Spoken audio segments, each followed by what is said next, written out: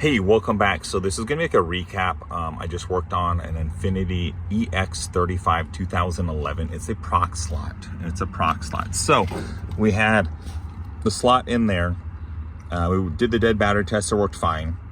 Then it no longer worked. The immobilizer light was solid, would not turn on. The vehicle was dead, but then it turned to accessory mode, on mode, but not the engine. Now it works fine. So what we had to do is we had to put in the other Prox Slot, and when we put the key in there, this one's dead, but it lights up, it works. Other one was not lighting up, so that's gonna be an issue.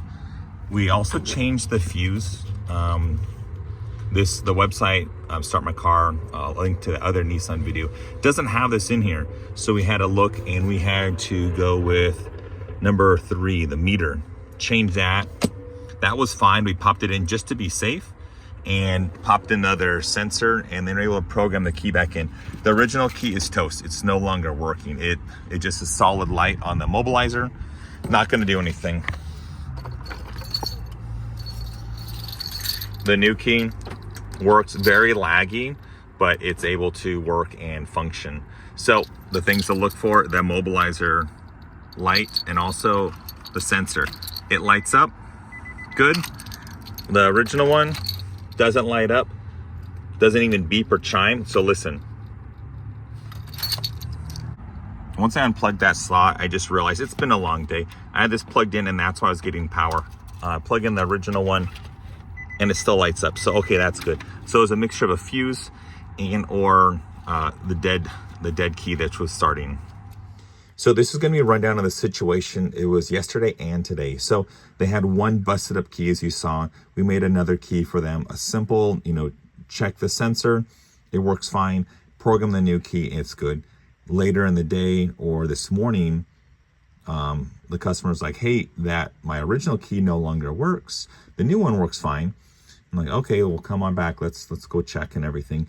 Going to the vehicle, my tech, this is just the example, this is ours, did a dead battery test on the original key, dead, would not respond, has battery power. Did the dead battery test on the new key, the key we made yesterday. It starts the vehicle, and then he's like, okay, cool, so let me go ahead and program the keys. Went to program, and after that, nothing turned on. Like the dash would light up, but it wouldn't, like the engine turn on. It would just go to on mode, but no engine. So I came and I looked at this and like, oh. So looking back and like replaying the situation, just to share with you guys, is I noticed that when I went to programming mode, the immobilizer light was solid for both keys. I'm like, okay, well, that's not a thing. That's not normal.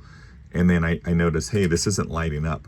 So what I did is I looked on that diagram. I got some help on changing that fuse and changed that, and then covered the bases, went ahead and plugged in the new sensor and able to program, and it flashed. The original key would not flash. It just stayed solid, saying it's just like a bad key. It's dead. You saw it's busted up. The new key flashed 5 times. Cool. Program. The buttons work. Everything's good. But then, cool. That's going to be the problem. So we're probably just going to make another one for them later in the week or so. They're running out of time, so kind of pushing us. But then looking back, how I covered, like, oh, well, this one's lighting up, that one's not lighting up. I just didn't have it plugged in. But other than that, pretty interesting. Changed the fuse, put in a different slot reader, basically bypassing the problem, and then able to program the keys, and then good to go.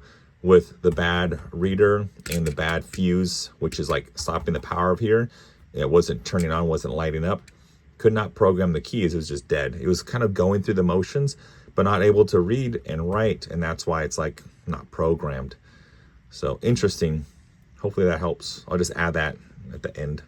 Other than that, have a good night, and I will see you later. See ya. Bye.